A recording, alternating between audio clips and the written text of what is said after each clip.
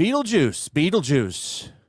Projected to bring in Beetlejuice. 50 million this weekend. Yeah, it's looking at like a 50% drop though from last week. Yeah, That's it's like- a big drop. It?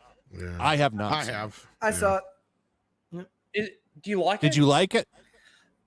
It was ridiculously overcrowded and they completely wasted Monica Bellucci, but other than that, it was fine. I still prefer the first one. Everything Brett said, only a thumbs down instead. Like, it's one of those things where, like, if I was a fan of Tim Burton's aesthetic, I probably would have liked it more, but that's just not my thing. I didn't like Beetlejuice as a one-off movie, you know, the original, I think is fine. I was never like a massive fan of it, and I don't think that they needed to do a sequel. I don't think it needed to become a franchise or anything like that. I don't understand this movie. So, like, for me, it's nothing. It's nothing. I agree. It should have been left alone. After how much I hated the Crow reboot, pretty much anything would have been okay. Oh, fair. Yeah. Yeah, but I mean, when I first heard this, because this is a movie that the internet has wanted for like 20 years, and it has been in development hell for 30 years. We've gone through several different versions, and I just had that gut feeling when I first heard it was actually happening, and we actually got proof that it was happening, that I'm like, this is going to be a disaster. Now, it wasn't as bad as I was expecting it to be, but it wasn't nearly as good, which almost makes it worse, because like I wish it was a situation where I could go, yeah, it's this woke thing and it's that woke thing and it's not that, this garbage and that garbage. But no, you're 100% right. Had they made this a streaming series instead of a sequel movie, I wouldn't have had the problems with it, because then it could have had the room to breathe with all these fucking characters, because the problem is you have Willem Dafoe's in it. He serves no purpose. Pointless. Yeah, exactly. I said that too. And it's like, really? I would have loved to have seen his character in a spin-off or in a series, right? Like, had they, that's the problem, is the main 2 or 3 storylines don't really interconnect real well, only tangentially. And a lot of shit happens because story needs to happen. And he's right. Monica Bellucci gets introduced in the beginning, and then she roams the halls of the Nether Realm for the rest of the movie until the very end, when she needs to show up just to get taken care of. And it's like, that could have been left or set up for a 3rd fucking film, because they could have streamlined a lot of shit here by getting rid of some of Jenna Ortega's extra shit, and had Beetlejuice wanting to get to the real world again through her, to get to Lydia to finish their marriage, because then maybe you could have set it up that maybe that's how he gets away from Monica Bellucci, because he's attached to her until he does get married, and that would have made sense why he wanted to get married in the first place. But they don't even do a very good job of really connecting things to the first movie. There's all kinds of shit that doesn't even need to be here for no good reason. And and they do it in 1 hour and 45 minutes. Like, they cram it all in there. And the movie comes to a dead fucking halt in the climax for a musical sequence. Yeah. I mean, that was fine, because if I had a favorite part from the original, it's the dinner party scene, right? I love that scene. Yeah, but that's only 2 minutes, Brett, and it happens in the middle of the movie, not the end. Yeah. Like this, and it's the Maitlands, not Beetlejuice, doing it too. That's the other thing that doesn't make any sense. Sorry. I felt the same way about Furiosa, which is like, I liked it fine, but I don't know what I was expecting. But 10 years after Fury Road, it just didn't work for me in the way that I would have liked it to. I wouldn't give it a bad review, but I wouldn't go and watch it again either. Let's just keep using all the fuel for no reason that we don't have. Look at Deadpool and Wolverine, though, still making money.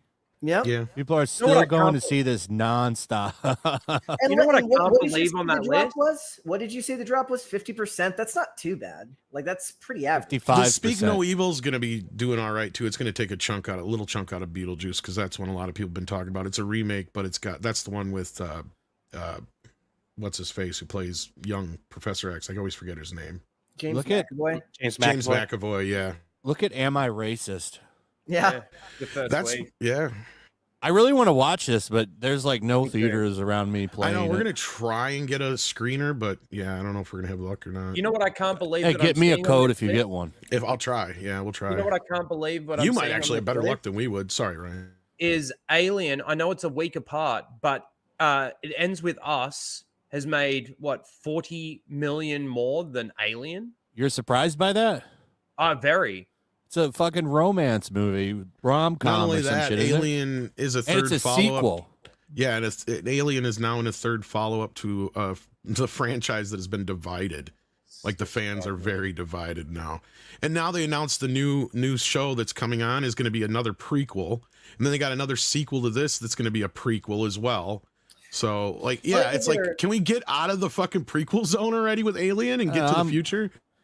I'm kind of just tired of Alien. I'm played out on it all too, but yeah. How do you feel about the Dune series? The Dune series? You mean Like, the it's lesbian one, the witches one? They're making a TV show. They just keep going to the well for a series to do prequels. Yeah, I'm not interested in it. I'm not gonna watch it. Ryan, why are you surprised by Rhino? Why are you surprised by I just It Ends With Us?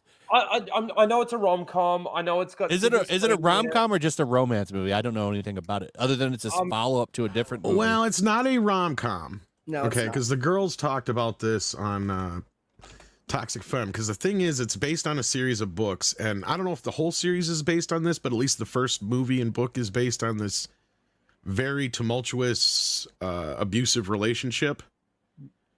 Like it has, like, I guess it is a romance film, but at the same time, it's also about this guy who's very controlling and all this other shit. So like that's an aspect of it that a lot of women have been complaining about, but it hasn't hurt the movie's box office. And it had like this Barbenheimer thing with Deadpool and Wolverine that has done nothing but help it. Right. And again, I like to point out that it proves our point, right? Look at Deadpool and Wolverine. Look at It Ends With Us. If you put a movie in theaters that guys will go see it and women will go with them.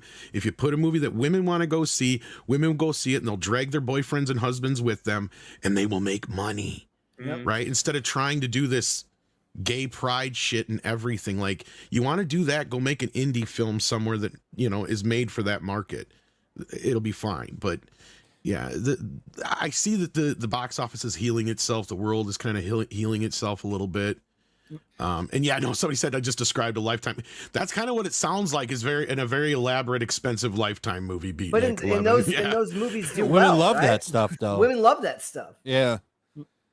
Lifetime, I just that's thought all. that Alien, you know, having the fan base that Alien's got, despite some of its downfalls in some of the movies that it's done, I just thought that it would have performed better than that. You think the Alien has a huge fan base anymore? I'm not saying huge. That's what I mean, Ryan. It's been divided, dude, and it was never that huge to be. It was decent, and it would bring in 2 solid movies. Other than that, like, it's been a string of Prometheus shit. and Covenant really turned a lot of the audience off, dude. You got to remember that. I hate Prometheus and Covenant. I hate both of them. Well, Covenant is just a pale remake of the That's first what film. pissed me off about Romulus. Like, Romulus was really good until they brought up all the shit from those garbage movies with the last guy.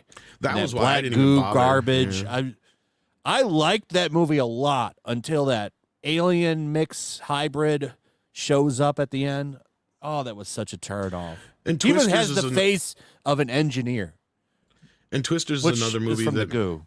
should be mentioned too, because that was like a basic classic disaster movie, and that's done well as well. So pretty much my favorite movie of the year so far. Twisters was that and Deadpool. It's funny because Twisters is rating better than the first film, which is weird. Yep. And it had good turnover week to week, despite the fact that they released it on streaming sooner than they had to.